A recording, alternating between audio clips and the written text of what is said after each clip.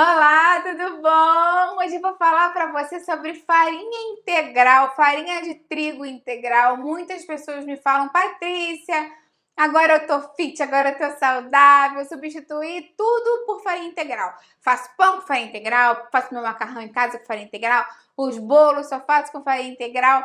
Será que isso é mais saudável? Então eu vou falar sobre isso aqui hoje para você. Inclusive, se a farinha integral é uma boa opção para os diabéticos, porque muitas pessoas me perguntam isso também. Fica aí até o final que você não vai querer perder. Se você adora dica de nutrição, saúde, boa forma, você vai amar o canal. Aproveita, se inscreve, ativa o sininho, tem vídeo novo todos os dias, você vai amar com certeza. Aproveita também e dá um pulinho lá no Instagram, me segue por lá que eu tenho outros vídeos, dicas e receitas. E o mesmo nome do canal, não tem nem como você se confundir, é @nutricionista Patrícia Leite também.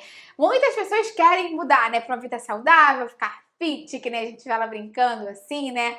Mais saudável, diminuir um pouco a quantidade de calorias e falar, vou começar a consumir alimentos integrais. Vou substituir a farinha branca por farinha integral, farinha de trigo integral. Mas será que isso vale a pena? Vamos falar mais sobre isso agora. Na verdade, quando a gente vai analisar a farinha de trigo com a farinha de trigo integral, tem uma grande diferença entre elas. Sim, a gente tem que ser justo, né? Tem que ser sincero. A farinha de trigo integral é feita com grão integral. O que é um grão integral? É onde ele mantém a casca, a parte externa do grão, onde vai ter uma quantidade de fibras muito mais significativas do que na farinha branca. A farinha branca é uma farinha que foi descascada, né, de uma forma mais fácil assim, e ela foi processada depois, refinada, branqueada, para ficar, né, mais branquinha, com um sabor mais neutro. Enfim, e ela é bem diferente nessa questão de composição de fibras. Só que assim, essa é a única diferença que as duas têm. As duas continuam tendo praticamente a mesma quantidade de carboidratos, esse é um ponto muito importante para falar, e as duas continuam tendo glúten. Então, se você tem intolerância ao glúten, algum tipo de alergia, de restrição ao trigo, substituir a farinha de trigo branca pela farinha de trigo integral não vai fazer diferença nenhuma para você. Esse é o primeiro ponto muito importante para falar. Com relação a essa questão das fibras, né? Porque acho que isso que brilha o olho de todo mundo. Ah, vou comer farinha integral porque tem muita fibra. Será que proporcionalmente isso é muita coisa? Quando a gente vai analisar 100 gramas da farinha de trigo e da farinha integral, né? Farinha de trigo integral, fala aí a farinha integral que você sabe que é de trigo mesmo. Na farinha de trigo branca, normal, a gente vai ter aproximadamente 72 gramas de carboidrato em 100 gramas, sendo que desses 72 gramas, só 2 gramas são de fibra. Então, de carboidrato líquido, são 70 gramas de carboidrato líquido em 100 gramas da farinha.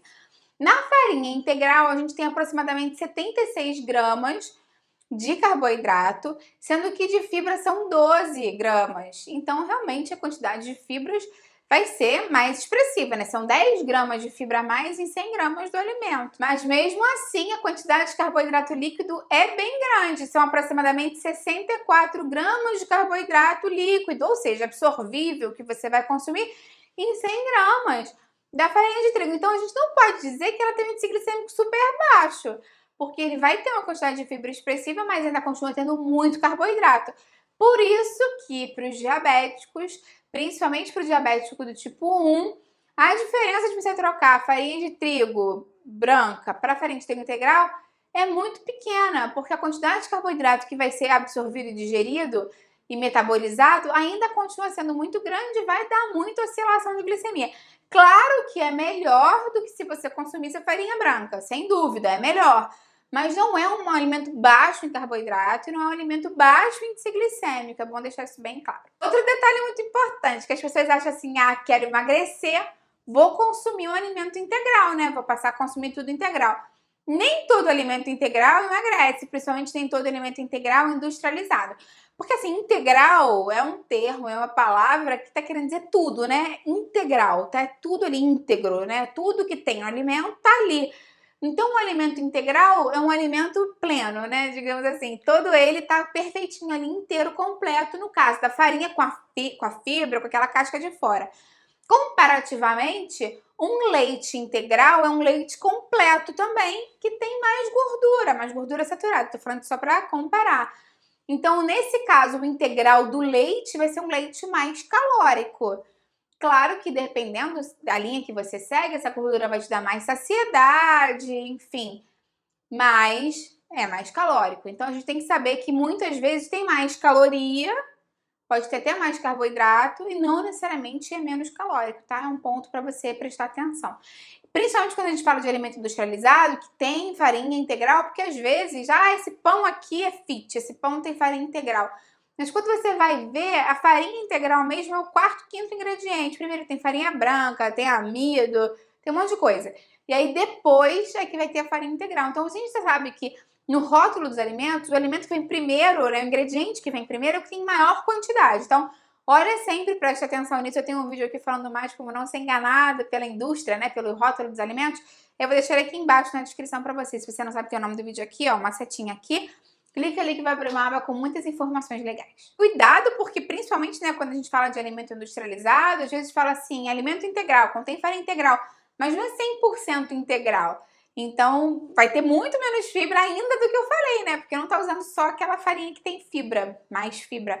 Se você quer receita de pão integral, se você quer receita de bolo integral, de biscoitinho integral, tem muitas aqui no canal. Vou deixar uma playlist aqui embaixo de bolos, uma de pães saudáveis, outra de biscoitinhos, para te ajudar aí no dia a dia, que dá para fazer em casa, super fácil, super prático, para você acrescentar. Então, se a sua ideia nessa vida aí fit, nessa vida saudável, é diminuir a quantidade de carboidrato, lembra que existem as farinhas low carb. Eu já fiz um vídeo inteiro falando sobre elas aqui, tintim por tintim. Farinha de amêndoas, farinha de coco, farinha de linhaça, farinha de oleaginosas. Vou deixar esse vídeo aqui embaixo. Lembra, né, que de uma forma geral, as farinhas low carb não são farinhas menos calóricas, são farinhas com menos carboidratos, mas tem uma quantidade bem grande de fibras de gordura, até de proteína, dependendo da farinha. Então, e podem ser usadas de forma diferente nas preparações, né? Farinha de coco absorve muito líquido, então dá um ponto muito rápido para as receitas. A farinha de linhaça e a farinha de amendoim ou de amêndoa deixa a preparação mais suculenta, assim, né? Mais molhadinha, porque tem mais gordura. Então, elas são com propriedades diferentes. Eu vou deixar o vídeo aqui embaixo para você. E tem um vídeo específico de farinha de coco, onde eu dou muitas dicas de preparo. E vou deixar aqui embaixo também. Vale ressaltar que essas farinhas low carb que eu falei, de coco, oleaginosa, linhaça e tudo mais, também não tem glúten. Mas não são as únicas sem glúten. Se a sua ideia é diminuir o glúten da alimentação, você tem outras farinhas que você pode acrescentar. Como o amido de milho, como a própria tapioca. São opções interessantes se você quer tirar o glúten, mas você não quer diminuir a caloria.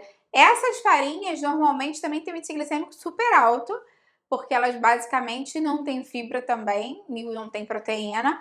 Então você só vai estar tirando o glúten, você não vai estar diminuindo a caloria, nem vai estar diminuindo o índice glicêmico, nem a quantidade de carboidrato. Então é uma escolha mais, assim, para uma questão médica, uma questão de saúde mesmo, digamos assim.